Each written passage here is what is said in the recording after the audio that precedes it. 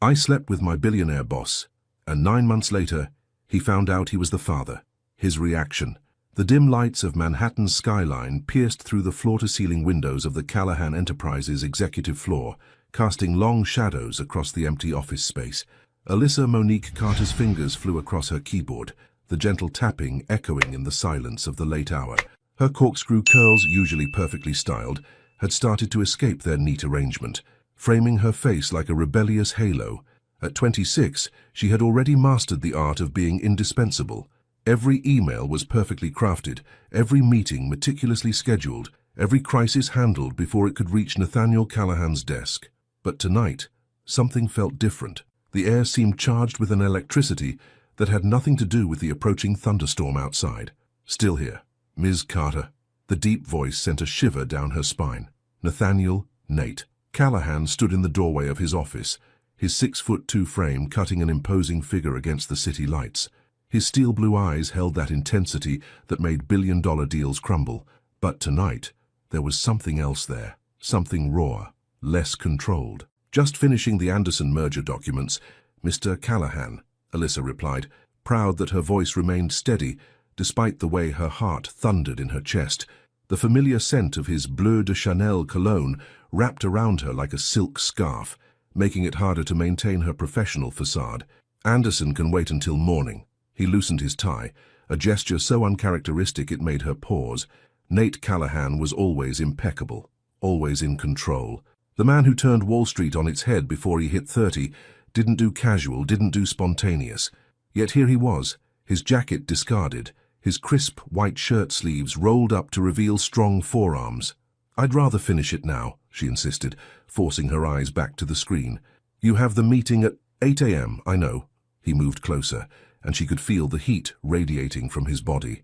"You never forget anything, do you, Alyssa?" The use of her first name made her fingers still on the keyboard. In 2 years of working as his executive assistant, he had never called her anything but Ms. Carter. The change felt intimate, dangerous. "It's my job to remember," she said softly, finally looking up at him. A mistake. His eyes caught hers, and suddenly the spacious office felt too small, too warm. "Is that all this is? A job?" His voice had dropped lower, rougher. He leaned against her desk, close enough that she could see the faint stubble on his jaw. Another departure from his usual pristine appearance. Lightning flashed outside, illuminating his face in stark relief. For a moment, Alyssa saw past the powerful CEO facade to the man underneath, the one who worked himself to exhaustion, who carried the weight of a legacy on his shoulders, who looked at her sometimes like she was a puzzle he couldn't solve.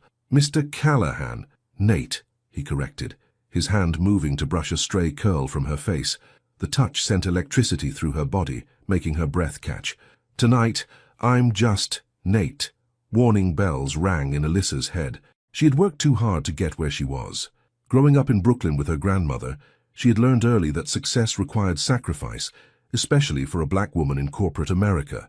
One moment of weakness could undo everything she'd built. But when his fingers traced her jawline, those warnings faded to whispers. "This is a bad idea," she breathed, even as she leaned into his touch. "Probably," he agreed, his thumb brushing across her lower lip. "Tell me to stop." She should. Everything she'd worked for, everything she'd sacrificed, it all hung in the balance. But the look in his eyes, vulnerable and hungry, matched something deep inside her that she'd been denying for too long. Instead of pushing him away, she rose from her chair, bringing them face to face. The air crackled between them like the storm outside. "I can't," she whispered. His kiss, when it came, was nothing like she'd imagined. And she had imagined it, in moments of weakness she'd never admit to. It wasn't the calculated move of a corporate raider or the polished performance of a society bachelor. It was raw, desperate, like a man starving for something he'd denied himself too long. Her hands found their way to his chest, feeling his heart racing beneath the expensive fabric of his shirt. His fingers tangled in her hair, destroying what remained of her careful styling. Neither of them cared. The storm raged outside, but inside that office, a different kind of tempest was brewing, one that would change their lives forever, though neither of them knew it yet. In that moment, there was only this, the taste of his mouth, the heat of his body, the sound of thunder drowning out the last of their reservations. Tomorrow would bring consequences. Tomorrow would demand answers. But tonight belonged to them, to the feelings they'd kept buried beneath suits and schedules and professional smiles. Tomorrow would come soon enough, and with it, the realization that some nights change everything, whether you're ready for them to or not. The Anderson merger documents lay forgotten on the computer screen, the cursor blinking steadily in the dim light. Outside, the storm continued to build, nature's own accompaniment to a night that would leave nothing unchanged in its wake. Dawn crept over Manhattan like a cold whisper, painting the sky in shades of steel and pearl. Alyssa blinked awake on the leather couch in Nate's office, her body stiff from sleep. For one disorienting moment, she couldn't remember where she was. Then it all came rushing back. His touch, his kisses, the way he'd looked at her like she was everything he'd ever wanted. His suit jacket lay draped over her like a blanket, the fabric still carrying his scent, but Nate himself was nowhere to be seen. The office looked different in the harsh morning light. What had felt intimate and magical last night now seemed stark and corporate. Her reflection in the window showed smudged mascara and disheveled curls, a far cry from her usual polished appearance. The sound of the door opening made her heart stop. Nate strode in, already perfectly put together in a fresh charcoal suit. His face wore the same expression he used for difficult board meetings. Distant, controlled, unreadable. "Good morning, Miss Carter." His voice was cool, professional, as if last night had never happened. As if he hadn't whispered her name against her skin just hours ago. The formal address hit her like a slap. Alyssa stood, gathering her dignity around her like armor. "Mr. Callahan," she responded, proud that her voice didn't shake. He moved to his desk, not quite looking at her. "The Anderson meeting is in an hour. I'll need the final documents ready." Alyssa felt something inside her crack. "Of course," she said, the words tasting like ash in her mouth. "I'll have them on your desk in 15 minutes. She bent to retrieve her shoes, cursing herself for every fantasy she'd ever had about this man. What had she expected? That one night would change who he was? That Nathaniel Callahan, Boston's golden boy and Wall Street's rising star, would suddenly throw away everything for his assistant? "Ms. Carter." His voice stopped her at the door. She turned, hope fluttering traitorously in her chest. But his eyes remained fixed on his computer screen. Last night was a lapse in judgment, one that won't be repeated. The words fell like ice between them. Alyssa lifted her chin, refusing to let him see how deeply they cut. "Understood, Mr. Callahan. It won't affect our working relationship." She walked to her desk with measured steps, her bare feet silent on the plush carpet. Only when she was seated did she allow herself to feel the full weight of what had happened and what hadn't. The next hours passed in a blur of professional efficiency. She delivered the Anderson documents, coordinated meetings, and answered emails with mechanical precision. If her hands shook slightly when she handed him his afternoon coffee, neither of them acknowledged it. By evening, Alyssa had made her decision. She opened a new document and began typing. "Dear Mr. Callahan, please accept this letter as formal notice of my resignation."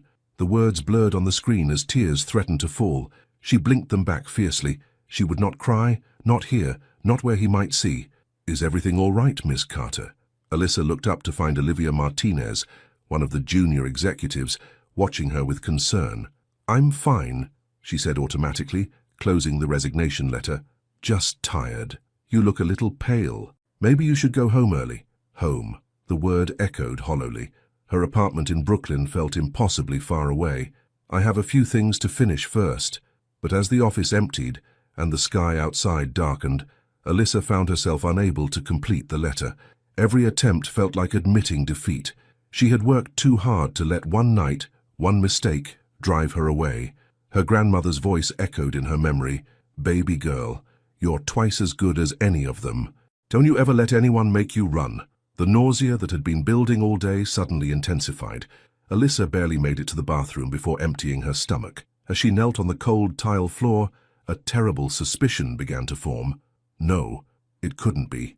They had been careful, hadn't they? In the heat of the moment, had they? Her hands shaking, she pulled up her calendar app.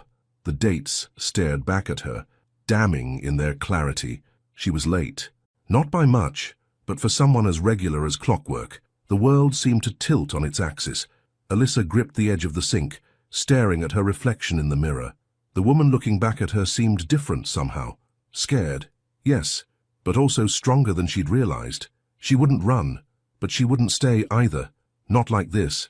Not with his dismissive words still ringing in her ears. Walking back to her desk, she opened a new browser tab and began searching for executive assistant positions. Her fingers hesitated over the keyboard before adding one more search. Early pregnancy symptoms. The city lights twinkled outside, unchanged by the seismic shifts happening within these walls. In his office, Nate was still working, the glow of his computer screen casting shadows across his face. He looked up briefly, his eyes meeting hers through the glass. For a moment, something flickered in his expression. Regret, longing, but then he turned away, and the moment was gone. Alyssa touched her stomach, not quite believing what might be growing there. If her suspicions were right, everything would change. But one thing was certain, she would face whatever came next on her own terms. She began typing again, this time with purpose. Dear Mr. Callahan, please accept this letter as formal notice of my resignation, effective 2 weeks from today. This time, she finished the letter.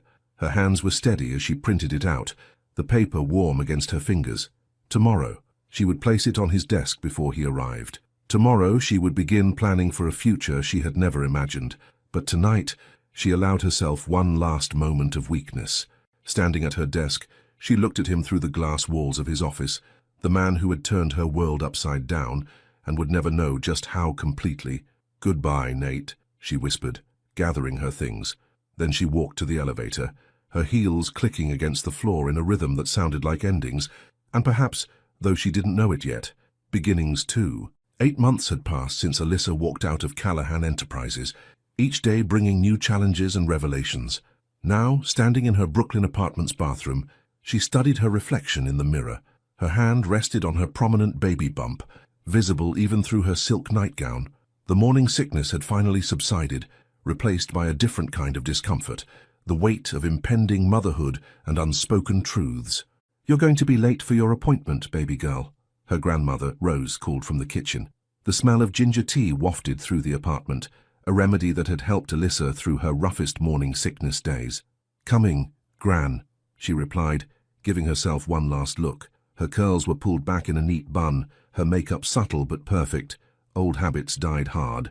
She might have left the corporate world, but she refused to let go of the standards she'd set for herself. The drive to Manhattan General was quiet, Rose humming gospel tunes under her breath while Alyssa checked her emails on her phone. Her new job at Morrison Global allowed her to work remotely most days, a blessing given her condition. But even now, she couldn't help but scan the business news, her heart skipping whenever Callahan Enterprises made headlines. You still haven't told him, Rose said, not a question but a statement. Her grandmother had never been one to dance around difficult topics. Alyssa's fingers tightened around her phone. He made it clear where we stood. Gran, the baby and I are better off without. Breaking news. Callahan Enterprises CEO announces major healthcare acquisition. Her phone's news alert cut through her words. The headline was accompanied by a photo that made her breath catch. Nate stood at a podium, looking every bit the powerful CEO in a navy suit that she knew would be perfectly tailored. His steel blue eyes seemed to pierce through the screen, stirring memories she'd tried so hard to bury. He's buying St. Clair's Hospital, Alyssa whispered, scanning the article. The entire healthcare network. Rose's knowing look spoke volumes. The same hospital where you're planning to deliver? Before Alyssa could respond, they pulled into the hospital parking lot. The modern glass building loomed before them, and somewhere in the back of her mind, she wondered if this was fate's idea of a cruel joke. The ultrasound room was cool and dim, the technician cheerful as she spread gel across Alyssa's stomach. Ready to see your little one? Alyssa nodded, her throat tight. Every appointment brought a mix of joy and guilt. Joy at seeing her baby, guilt at keeping such a secret. Oh my, the technician's voice held a note of surprise. Look at that profile, strong jawline, just like. She caught herself, glancing at Alyssa's chart where father not listed was clearly marked. But Alyssa had seen it too. Even in the grainy black and white image, there was no mistaking those features. Her son, and she'd known it was a boy for 2 months now, had his father's jawline. Later, sitting in Dr. Rivera's office, Alyssa tried to focus on the routine questions about her pregnancy, but her mind kept drifting to the news article, to Nate's expansion into healthcare. Was it just business, or did he somehow know? Your blood pressure's a bit elevated, Dr. Rivera noted, frowning at her chart. So have you been experiencing any unusual stress? Rose snorted softly from her chair in the corner. Alyssa shot her a warning look. "Just work stuff," she lied. Dr. Rivera didn't look convinced. "Well, with your due date approaching, we need to be extra careful. I want you to start coming in weekly now." Walking out of the hospital, Alyssa's phone buzzed with another news alert. Her heart nearly stopped when she saw the headline, "Nathaniel Callahan to personally oversee St. Clair's transition, effective immediately." "Jesus, Mary, and Joseph," Rose muttered, reading over her shoulder. "Looks like your secret's about to get a lot harder to keep." Alyssa's hands trembled as she tucked her phone away. "It's a big hospital, Gran." "What are the chances?" "In my experience," Rose cut in, "the things we run from have a way of running right back into us." Back home, Alyssa sat at her small desk, trying to focus on work, but her eyes kept drifting to the ultrasound photos propped against her laptop. Her son's profile, Nate's profile, seemed to watch her accusingly. Her phone lit up with a text from Olivia, her former colleague at Callahan Enterprises. "Girl, you won't believe what's happening here. The boss is going crazy about this hospital acquisition. Never seen him so hands-on about anything. You okay? Haven't heard from you in a while." Alyssa's finger hovered over the reply button. How could she explain that she was carrying the CEO's child, that every time she felt her baby kick, she thought about the man who didn't know he was about to be a father? Instead, she opened her laptop and began researching other hospitals in the area. But as she scrolled through options, her grandmother's words echoed in her mind. "The things we run from have a way of running right back into us." The baby kicked, strong and insistent, as if agreeing. Alyssa pressed her hand against her belly, feeling the movement that had become so familiar. "I'm just trying to protect you," she whispered. But as the sun set over Brooklyn, casting long shadows across her apartment, she wondered who she was really protecting. The baby? Herself? Or the man whose heart she'd seen beneath the corporate armor, if only for one night? Her phone buzzed again. Another news alert about Callahan Enterprises. This time, the photo showed Nate touring St. Clair's maternity ward. He was smiling, but Alyssa knew that smile. It didn't reach his eyes, just like it hadn't that morning after their night together. The baby kicked again, harder this time. Alyssa closed her eyes, remembering the vulnerability in Nate's voice when he'd whispered her name, the way his hands had trembled despite his usual control. There had been real feelings there, hadn't there? Or had she imagined it all? "Your daddy's a complicated man," she told her bump, her voice soft in the gathering darkness. "But you're going to be here soon, and then everything will change." She just didn't know how right she was. The contractions hit during a conference call. Alyssa had been in the middle of presenting quarterly projections to Morrison Global's executive team when the first wave of pain crashed through her body. She managed to maintain her composure, finishing her presentation with gritted teeth, but by the time she hung up, her water had broken. "Gran!" she called out, her voice tight with panic. "It's time!" The next hour passed in a blur of activity. Rose's calm efficiency took over, directing the Uber driver to St. Clair's Hospital, while Alyssa breathed through increasingly intense contractions. They had planned to deliver at Mount Sinai, far from any chance of running into Nate, but the baby had other plans. "Just breathe, baby girl," Rose soothed, holding her hand as they wheeled her into the labor and delivery unit. "Everything's going to be fine." But nothing was fine. Through the haze of pain, Alyssa noticed the fresh paint on the walls, the new equipment, all bearing the Callahan Enterprises logo. Her worst fear and secret were about to collide in the worst possible way.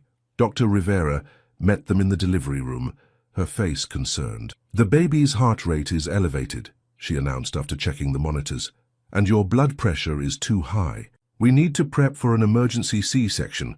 The word sent a spike of fear through Alyssa's heart.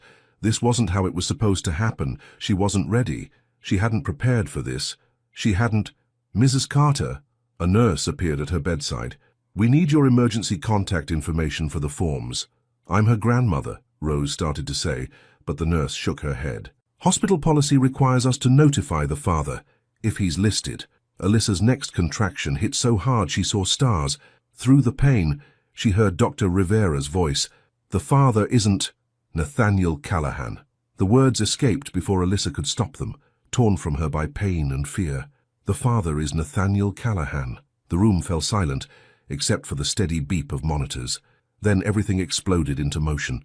"Did she say Callahan?" "As in our new CEO?" "Someone page administration." blood pressure rising. "We need to move now." Alyssa caught fragments of conversation as they wheeled her toward the operating room. Rose's face appeared above her, worried but determined. "Baby girl, are you sure about this? If something happens—" Alyssa gasped through another contraction. "He needs to know. The baby needs to know his father." The operating room lights were blindingly bright. As the anesthesiologist prepared to administer the spinal block, Alyssa heard commotion in the hallway. Then a voice she'd tried so hard to forget cut through the chaos. "What do you mean, my child? I don't have a—" Nate's voice stopped abruptly. Through the door's window, Alyssa saw him frozen in place, his usually impeccable appearance disheveled, as if he'd run all the way from his office. His eyes locked onto her through the glass, and the world seemed to stop spinning for a moment. The door burst open. Nate strode in, still in his suit, but now wearing surgical scrubs over it.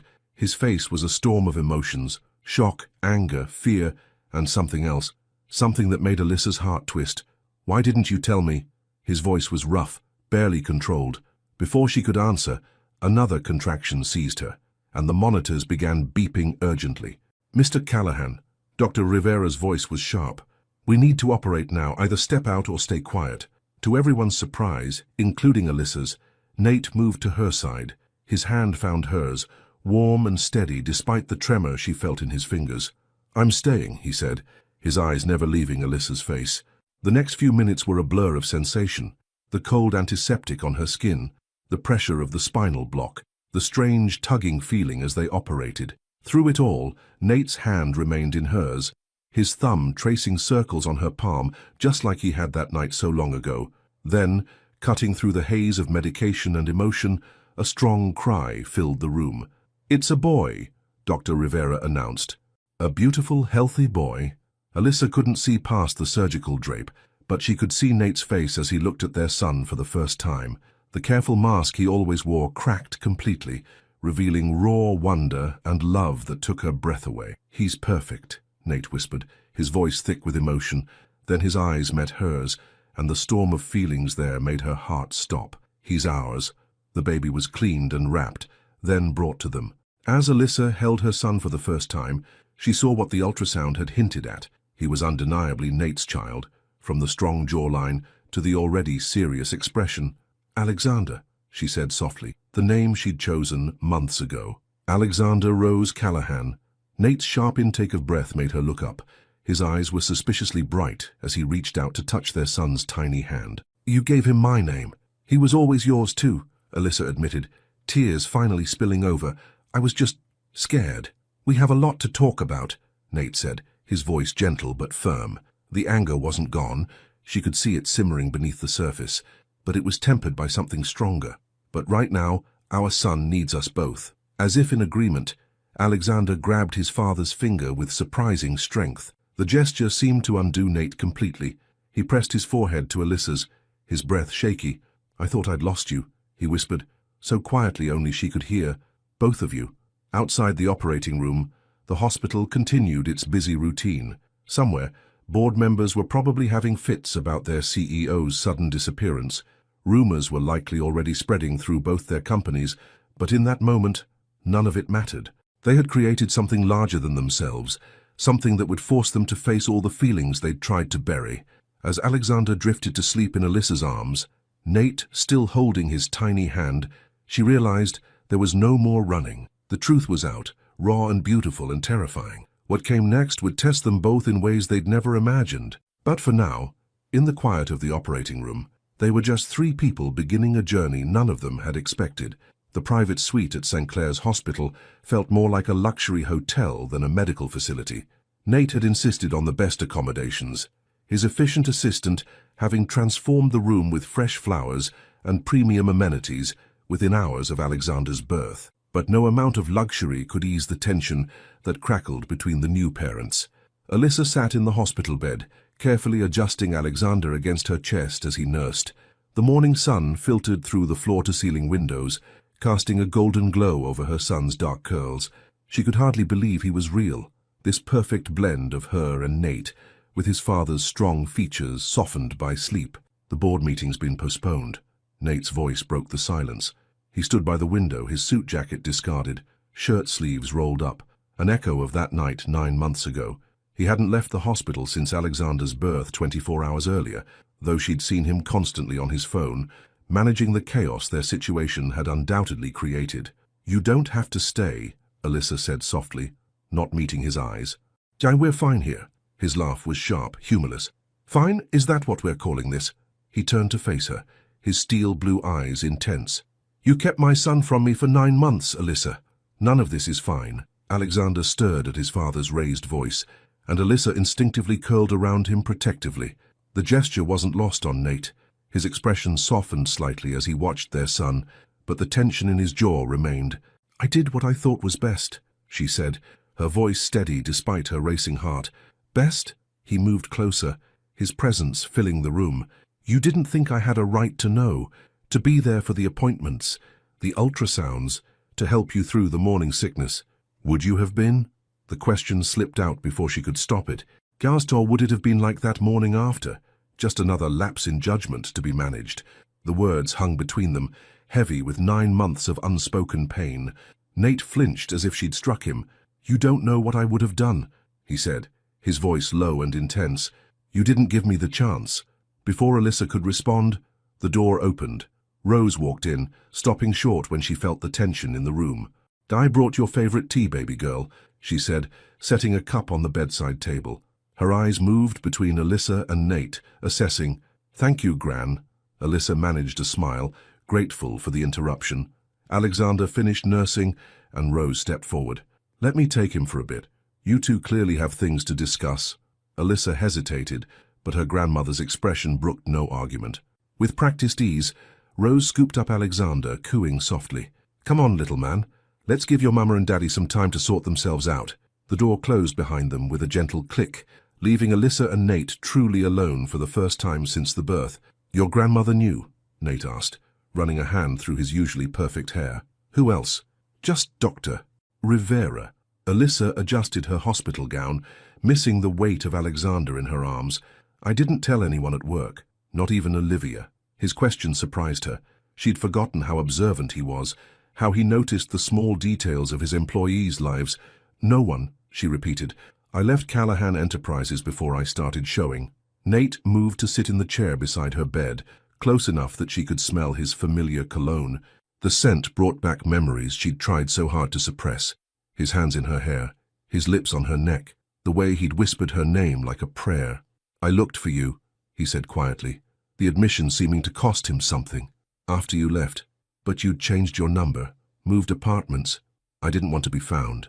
"Why?" His voice cracked slightly on the word. "Was that night really so terrible? Did I hurt you somehow?" The vulnerability in his question made her heart ache. "No," she whispered. "That night was perfect. It was the morning after that broke me." Understanding dawned in his eyes, followed quickly by regret. "I panicked," he admitted.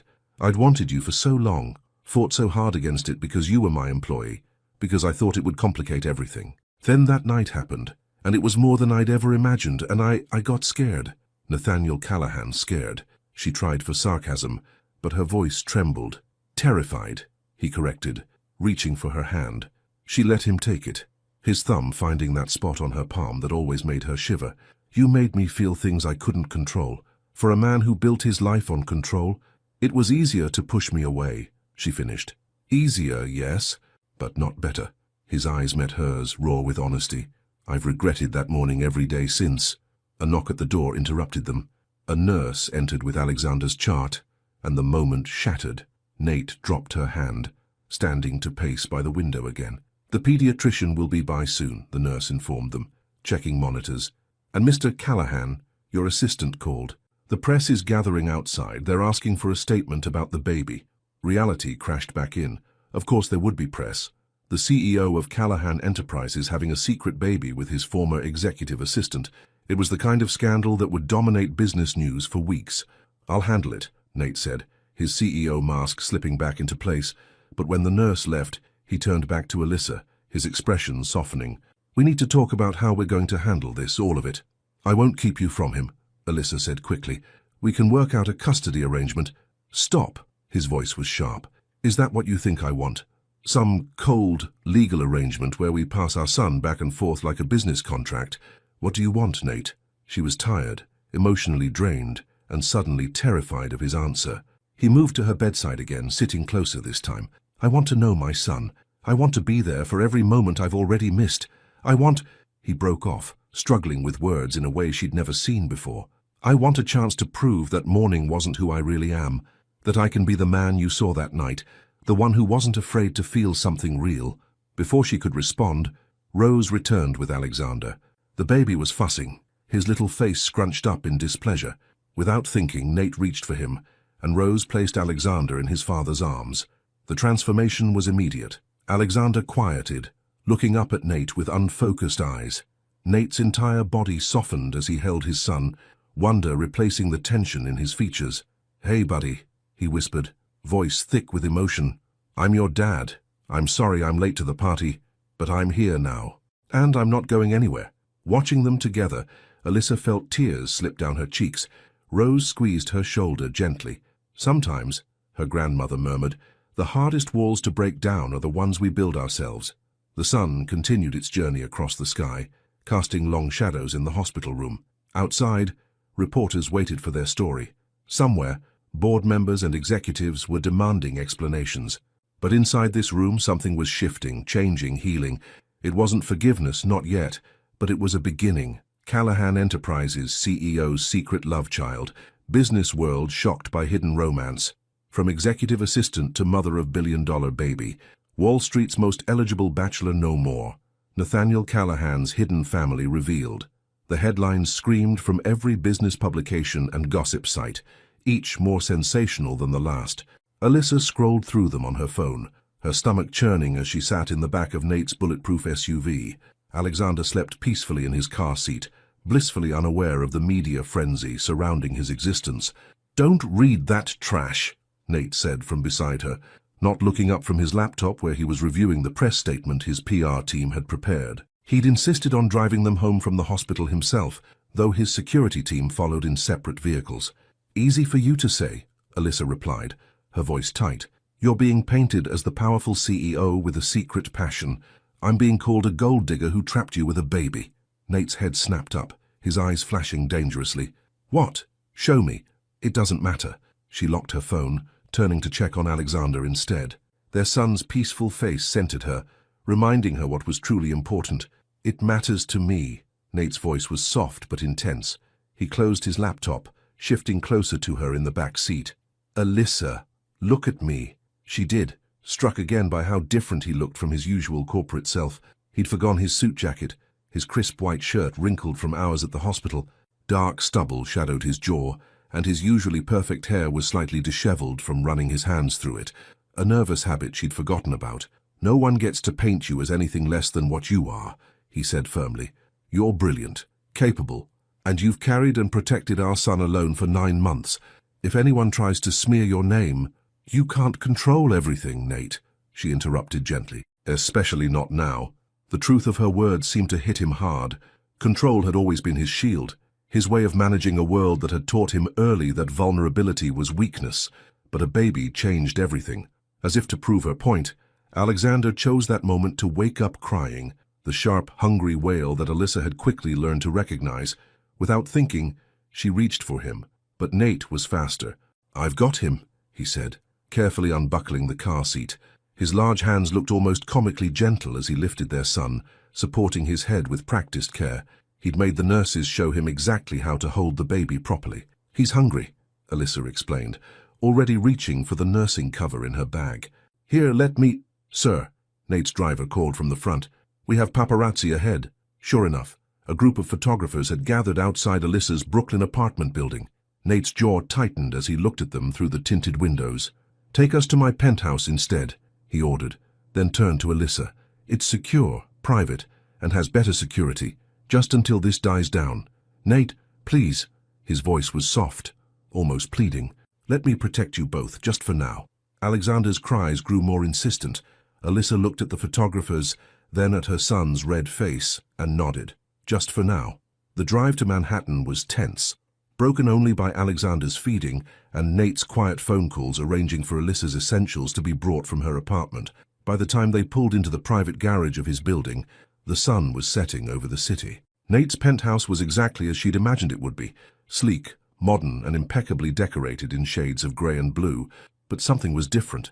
"Is that a nursery?" she asked, spotting the open door down the hall. Nate shifted Alexander in his arms, looking almost embarrassed. "I had it set up while you were in the hospital. The designer worked through the night." "I know I should have asked, but—" Alyssa walked to the room, her heart stopping when she saw it. The space was perfect. Warm grey walls with white trim, a state-of-the-art crib, a comfortable glider, and a changing table stocked with everything they could need. But what caught her eye was the wall art, a collection of framed ultrasound photos. "How did you get these?" she whispered. "Dr. Rivera," Nate admitted, coming to stand beside her. "I wanted him to have every moment, even the ones I missed." Tears pricked at her eyes. Before she could respond, her phone buzzed with a text from Rose. "CNN breaking news about you two. Call me when you can." Reality crashed back in. Alyssa moved to the living room, turning on the massive TV that dominated one wall. Sure enough, their story was everywhere.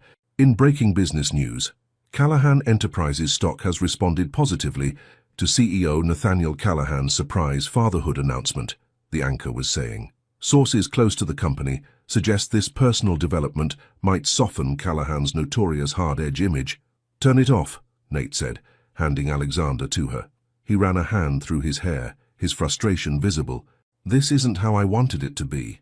"How did you want it to be?" The question slipped out before she could stop it. He looked at her then, really looked at her, his eyes full of things unsaid. I wanted to do it right this time. To be the man you deserved that morning after. To build something real, not just react to a crisis." "And now?" "Now." He moved closer, reaching out to touch Alexander's tiny hand. Their son gripped his father's finger with surprising strength. "Now I want to prove that sometimes the things we don't plan turn out to be exactly what we need." The moment was interrupted by both their phones buzzing simultaneously, his PR team and her grandmother, all demanding attention. Outside one, the city lights began to twinkle on, and somewhere, reporters were still spinning their story into headlines.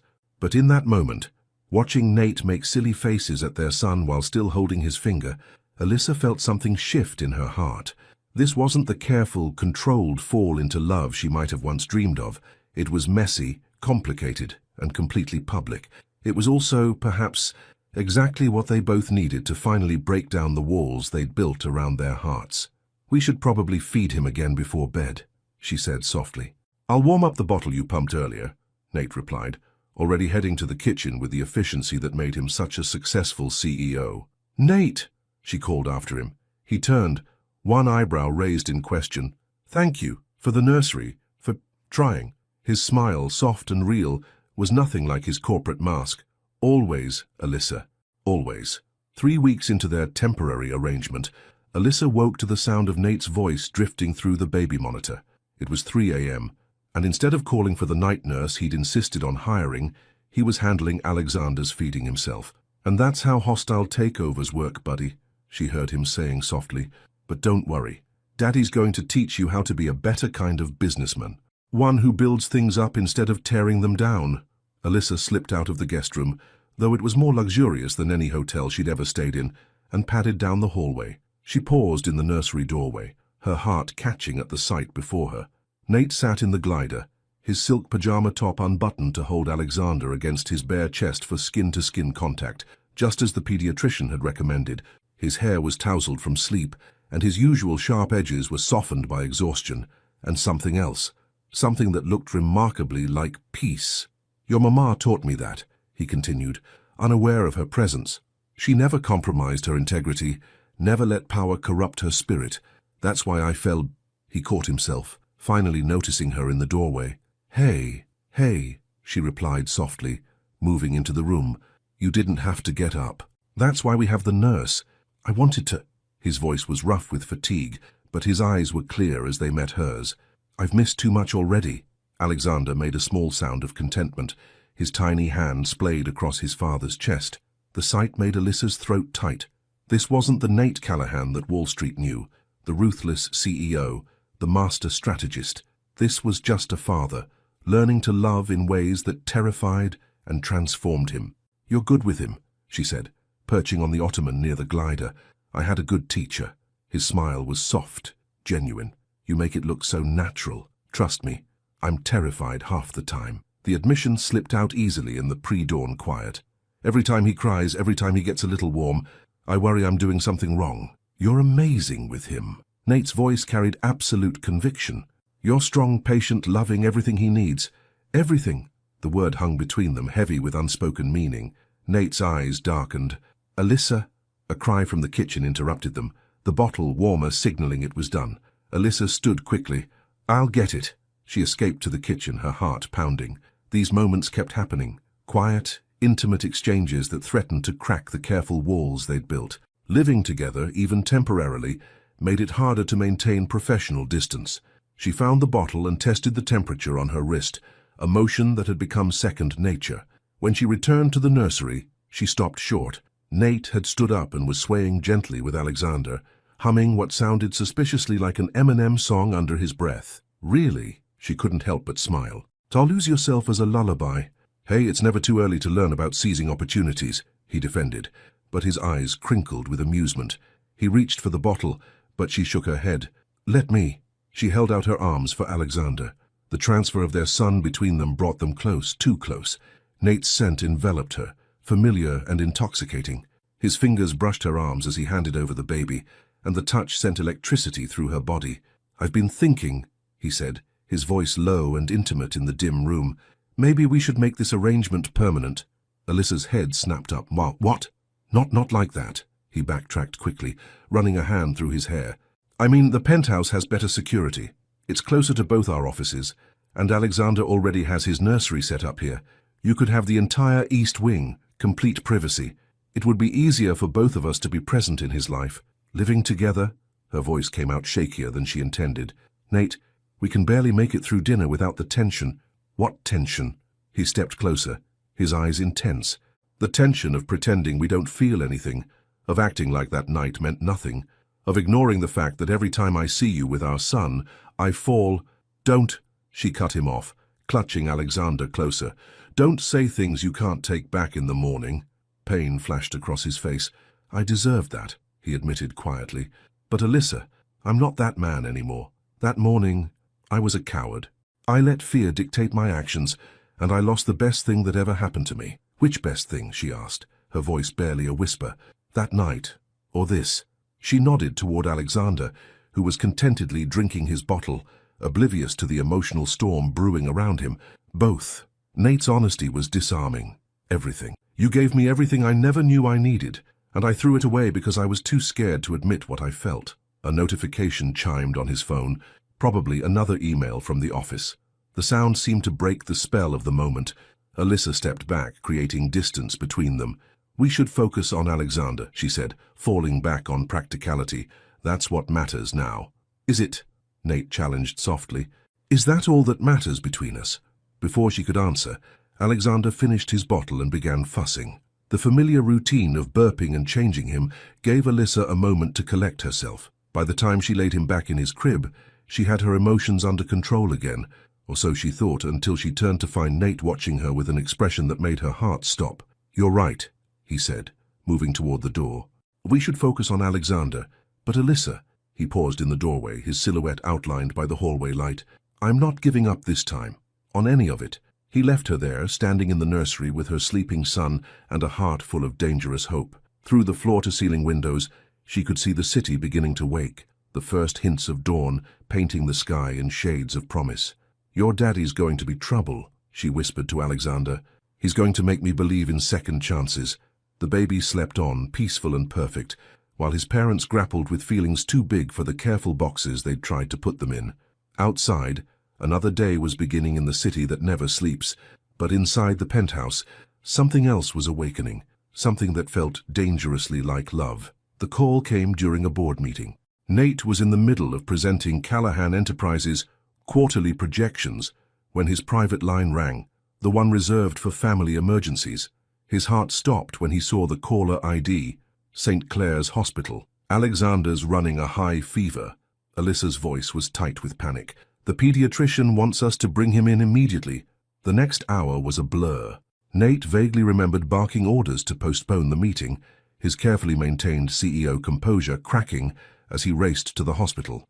By the time he arrived, Alyssa was already in the pediatric emergency room, cradling their 6-week-old son, who looked impossibly small under the harsh fluorescent lights. "What happened?" he demanded, striding into the room. His tie was loose, shirt sleeves rolled up, the perfect image of corporate control completely abandoned. "He was fine this morning," Alyssa said, her voice shaking. "Then he wouldn't eat, and he felt so hot." Before she could finish, the medical team swept in. What followed was a nightmare of tests, questions, and terrifying medical terms. Alexander's cries grew weaker as nurses drew blood and attached monitoring equipment, each whimper cutting through his parents like physical pain. "We need to start IV antibiotics," the pediatrician announced. His white blood cell count is elevated, suggesting a possible infection. "We'll need to admit him for observation." Alyssa's legs gave out. Nate caught her, guiding her to a chair while keeping his eyes fixed on their son. "Do whatever's necessary," he ordered, his CEO voice taking over. "Money is no object." Hours passed in the private pediatric suite. Alexander's fever remained stubbornly high despite the medications. Alyssa hadn't left his side, her fingers constantly stroking his dark curls, while Nate paced the room like a caged tiger. "You should rest," he told her around midnight, noting the exhaustion in her face. "I'll stay with him." "I'm not leaving him," she said firmly. "Alyssa, don't." Her voice cracked. "Don't try to control this, Nate. You can't fix everything with money and orders." The words hit him like a physical blow. "You think that's what I'm doing? Isn't it?" She finally looked at him, her eyes bright with unshed tears. "It's what you always do. When things get emotional, you try to manage them like a business deal." "That's not fair." He moved closer, his own fear and frustration bubbling to the surface. "He's my son too. I'm terrified too." "Are you?" she challenged. "Because all I see is Nathaniel Callahan, CEO, throwing around orders and money like that's going to make everything better. What do you want from me?" His voice rose slightly, then immediately dropped as Alexander stirred. "How am I supposed to act when my son is sick and there's nothing I can do to fix it? I want you to feel it." The words burst from her like they'd been held back too long. "I want you to stop hiding behind your corporate mask and just be human. Be a father. Be—" She trailed off, looking away. "Be what?" He stepped closer, close enough to see the tears clinging to her lashes. "Be the man you fell in love with that night." The monitor, measuring Alexander's heart rate, beeped steadily in the silence that followed his words. "You don't get to talk about that night," Alyssa whispered. "Not now." "Then when?" Nate's control finally snapped. "When do we talk about the fact that I'm in love with you? That I've been in love with you since before that night? That watching you with our son makes me fall deeper every day?" "Stop it." Her voice was barely audible. "You're just emotional because Alexander's sick." "No." He knelt beside her chair, forcing her to look at him. "I'm emotional because my son is sick and because the woman I love won't let me in, won't trust that I've changed, won't believe that losing you both is my greatest fear." A soft whimper from the crib interrupted them. They both turned to find Alexander's eyes open, glazed with fever but seeking them out. Without discussion, they moved to either side of the crib, their hands meeting as they reached to comfort their son. "It's okay, baby," Alyssa soothed, her free hand stroking his cheek. "Mama and Daddy are here." "We're not going anywhere," Nate added, his thumb absently caressing Alyssa's fingers where they met over their son. The next hours passed in a haze of worry and exhaustion. Around dawn, Alexander's fever finally broke. The pediatrician confirmed the antibiotics were working, and the infection was responding to treatment. Relief made Alyssa's knees weak. This time, when Nate caught her, she didn't pull away. Instead, she turned into his embrace, letting out a sob against his chest. "He's okay," Nate murmured into her hair, his own voice thick with emotion. "Our boy's okay." "I was so scared," she admitted, her fingers clutching his shirt. "Me too." The confession came easily now, his walls finally crumbling. "When I got that call, I've never been more terrified in my life." She pulled back slightly to look at him, really look at him. His hair was a mess from running his hands through it, his eyes red-rimmed from worry, his tie long since discarded. He looked nothing like the polished CEO who had shut her out that morning so long ago. "You've changed," she whispered, almost to herself. Love changes people. His hands framed her face, thumbs gently wiping away her tears. "You and Alexander. You've changed everything." The monitors beeped softly in the background. Outside, the city was coming alive with another day. But in that hospital room, time seemed to stand still as Nate lowered his head, his lips hovering just above hers. "Tell me to stop," he whispered, echoing words from their first night together.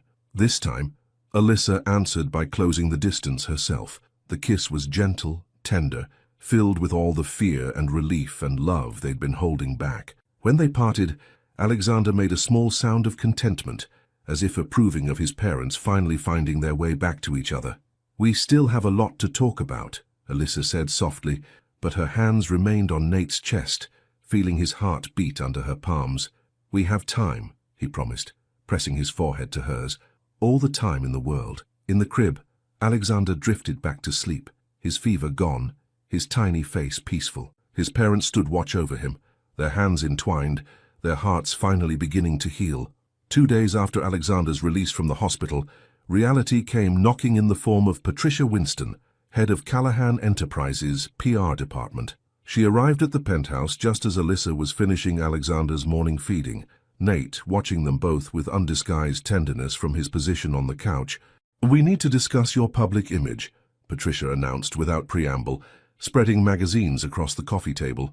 "First, the press is having a field day with speculation about your relationship status." The headlines screamed for attention: Callahan's secret family, wedding bells in the future, inside the love story that shocked Wall Street, power couple in the making, will romance heal the rift? Alyssa felt the peaceful bubble they'd been living in start to crack. The past 2 days had been almost dreamlike, sharing gentle kisses over Alexander's crib, falling asleep together on the couch during late-night feedings, learning to be a family without the weight of their past hanging between them. "This isn't a priority right now," Nate said firmly, his hand finding Alyssa's on the couch. "Our son just got out of the hospital." "Which is exactly why we need to control the narrative," Patricia insisted. "That the board is concerned about stability. They need to know if you're planning to make this official, or if we should be preparing for a potential custody battle that could affect stock prices." "Get out!" Nate's voice was quiet, but carried the steel that had made him famous in boardrooms across the country. "But I said get out." He stood, every inch the CEO despite his casual clothing. "And if anyone on the board has concerns about my personal life affecting this company, remind them who built it into what it is today." After Patricia left, silence fell heavy in the penthouse. Alyssa looked down at Alexander, sleeping peacefully in her arms, unaware of the complications surrounding his parents' relationship. "I'm sorry about that," Nate said softly, sitting back down beside her. "So I should have known they wouldn't give us peace for long." "She's not entirely wrong," Alyssa admitted. "We need to figure out what this is between us, what we're going to be to each other." Nate turned to face her fully, his eyes intense. "I know what I want us to be. I've known since that night in my office, even if I was too scared to admit it then." "Nate, let me finish." He took her free hand, his thumb tracing patterns on her palm that made her shiver. "That morning after, when I pushed you away, I convinced myself it was about protecting the company, maintaining professional boundaries. But the truth is, I was protecting myself. You made me feel things I couldn't control, couldn't predict, couldn't manage like one of my business deals. And now," her voice was barely a whisper, "now," he smiled, reaching out to stroke Alexander's cheek, "now I know that the best things in life are the ones you can't control. Our son taught me that, and you've shown me what real strength looks like. Not the kind that comes from power or money, but the kind that comes from loving completely, even when it's terrifying." Tears pricked at Alyssa's eyes. "I'm scared," she admitted. "Not of loving you. I think I've loved you since before that night. I'm scared of trusting that this is real, that you won't wake up one morning and decide it's all too complicated again." Nate shifted closer, his forehead touching hers. "Then let me prove it to you. Every day, every moment, for as long as it takes. No more running, no more hiding behind corporate masks or professional distance. The press will be ruthless," she warned. "They'll dig into everything, my background, my family, our history. Let them." His voice was fierce. "I'm proud of who you are, of where you come from. I'm proud that you're the mother of my child, and I want the world to know that you're the woman who brought love and light into my life." Alexander stirred in her arms, making those little sounds that meant he was about to wake up hungry again. The moment was interrupted by both their phones buzzing, more messages from the PR team, the board, their families. "We should probably make some decisions," Alyssa said practically, even as her heart raced at Nate's words, "about how we want to handle this publicly. I have a suggestion." Nate stood, moving to his desk where he retrieved something from the drawer. When he turned back, Alyssa's breath caught. In his hand was a small blue velvet box. "Nata," she breathed, her eyes wide. "What are you doing?" "Something I should have done months ago." He knelt beside the couch, opening the box to reveal a stunning emerald-cut diamond ring. "This isn't about the press or the board or anyone else. This is about us, you, me, and our son. And this is about the fact that I want to wake up to your smile every morning. Want to watch Alexander grow up with both his parents together. Want to spend the rest of my life proving that love is worth more than control. Is this? When did you get this?" She couldn't take her eyes off the ring. "The day after Alexander was born," he admitted sheepishly. "I've been carrying it around ever since, waiting for the right moment. But I'm done waiting. I'm done letting fear hold me back from what I really want." Alexander chose that moment to fully wake up, his demanding cry filling the penthouse. They both laughed, the tension breaking. "Your timing needs work," Alyssa teased, adjusting their son to nurse. "Story of my life," Nate smiled, still holding the ring. "But I'm hoping you'll give me a chance to get it right this time. Alyssa Monique Carter, will you marry me? Not for the press, not for the board, but because I love you more than I ever thought possible." Tears spilled down her cheeks as she looked between the man she loved and the son they'd created together. "Yes," she whispered. "Yes, I'll marry you." The ring slid perfectly onto her finger, catching the morning light and throwing rainbows across Alexander's peaceful face as he nursed. Outside, the city buzzed with activity, unknowing that in a penthouse high above, a family was finally becoming whole. "The press is going to go crazy," Alyssa murmured, but she couldn't stop smiling. "Let them," Nate said, pulling her and Alexander into his arms. "Some things are worth the headlines." The winter sun painted Central Park in shades of gold and white, the fresh snow sparkling like diamonds. From the private room at the Plaza Hotel, Alyssa watched guests arriving for the wedding, their colorful coats dotting the pristine landscape below. "He's absolutely perfect in his little tuxedo," Rose cooed, holding 3-month-old Alexander. The baby looked dapper in his custom-made outfit, a miniature version of his father's, just like his daddy. Alyssa smiled, turning from the window. Her own reflection caught her breath. The elegant white gown hugged her curves perfectly, its sophisticated design a blend of modern elegance and timeless grace. "Speaking of his daddy," Rose's eyes twinkled, "that man's been trying to sneak in here all morning. Security had to turn him away twice." "Nathaniel Callahan stopped by security," Alyssa laughed. "That must be killing him. Some things even CEOs can't control," Rose said wisely, adjusting Alexander's tiny bow tie, like tradition and love. A knock at the door revealed Olivia, stunning in her maid-of-honor dress. "Everything's ready," she announced, then paused, taking in Alyssa's appearance. "Oh my God, you're gorgeous. Nate's going to lose it when he sees you." The ceremony space in the plaza's ballroom had been transformed into a winter wonderland, with crystal decorations catching the light from thousands of tiny bulbs. But as Alyssa stood at the entrance, her arm linked with her grandmother's, she barely noticed the decor. All she could see was Nate. He stood at the altar, tall and handsome in his tuxedo, but it was his expression that made her heart stop. Gone was the corporate mask, the careful control. His face showed pure love, wonder, and a vulnerability he now wore proudly. As she walked down the aisle, memories of their journey flashed through her mind. That first night in his office, the painful morning after, the months of separation, the dramatic revelation of Alexander's birth, the fear during his illness, and finally, the joy of finding their way back to each other. When she reached him, Nate took her hands in his thumbs brushing across her knuckles in that familiar gesture that had always made her shiver. "You take my breath away," he whispered, his voice rough with emotion. The ceremony began, but Alyssa barely heard the words. She was lost in Nate's eyes, in the love she saw there, in the promise of their future together. "Joysaker Nathaniel James Callahan," his voice was clear and strong as he began his vows, "spent my life building walls and maintaining control. Then you walked into my office with your brilliant mind and beautiful soul, and those walls began to crack.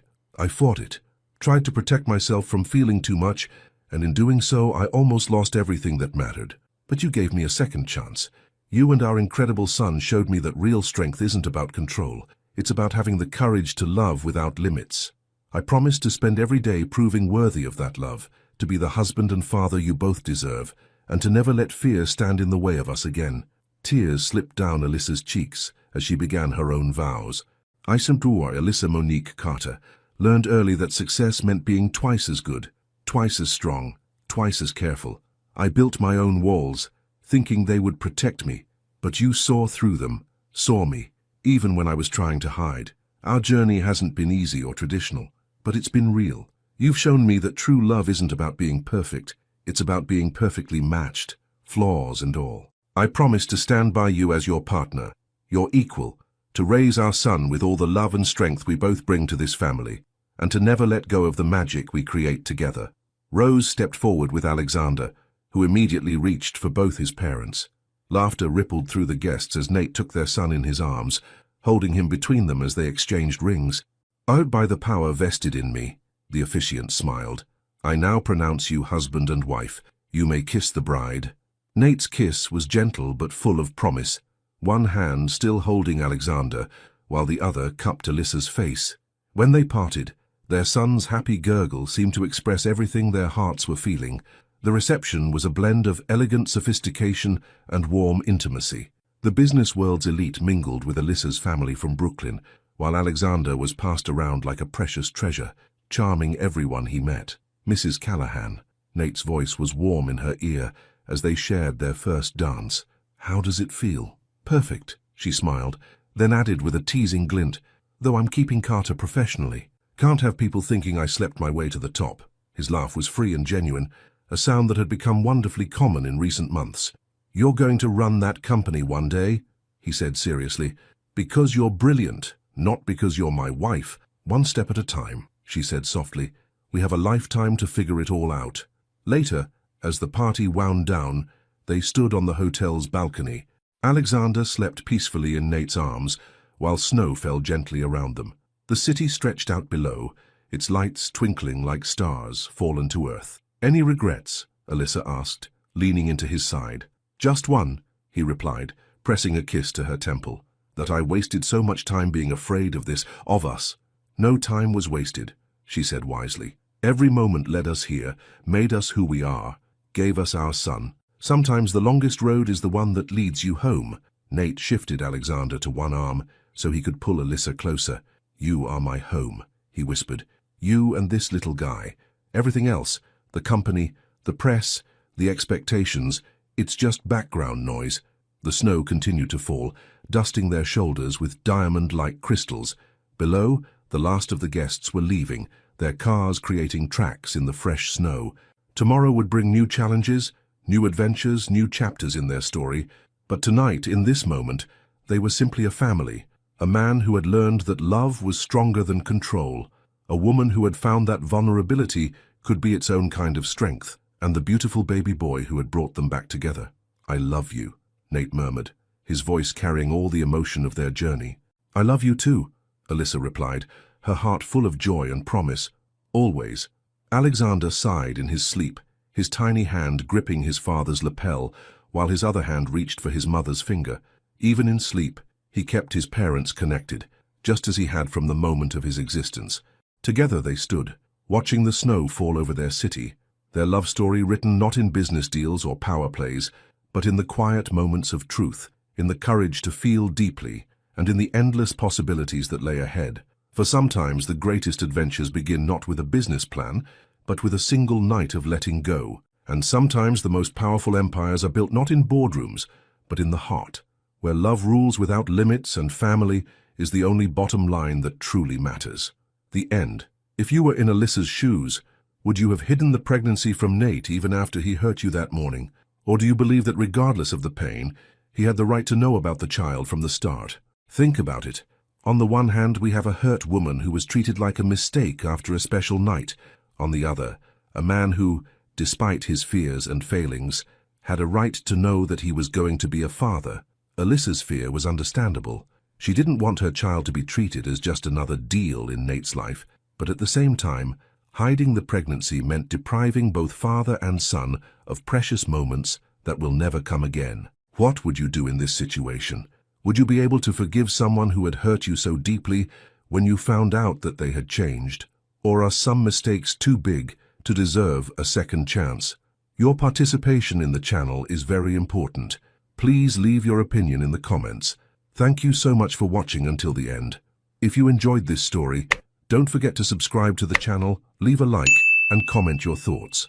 Your participation is very important to us. See you next time.